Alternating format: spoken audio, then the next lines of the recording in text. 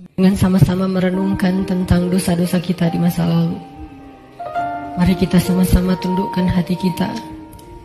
Kita buang ego dan kesombongan kita. Coba kita sama-sama ingat-ingat kembali hari-hari yang pernah kita lalui dalam hidup, hari-hari yang pernah kita isi dengan perbuatan dosa-dosa besar dalam hidup kita. Karena sungguh tak ada satupun manusia yang tidak pernah berbuat dosa. Semua kita adalah para pendosa. Semua kita adalah kotor. Semua kita adalah hina di hadapan Allah. Semua kita penuh dengan aib. Bahkan aib kita ada di sekujur tubuh kita.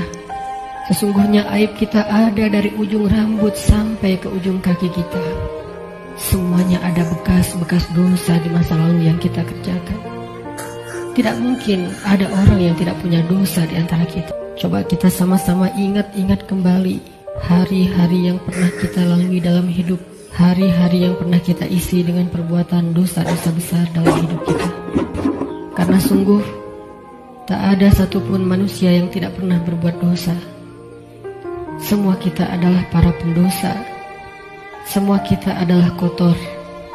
Semua kita adalah hina di hadapan Allah. Semua kita penuh dengan aib. Bahkan aib kita ada di sekujur tubuh kita. Sesungguhnya aib kita ada dari ujung rambut sampai ke ujung kaki kita. Semuanya ada bekas-bekas dosa di masa lalu.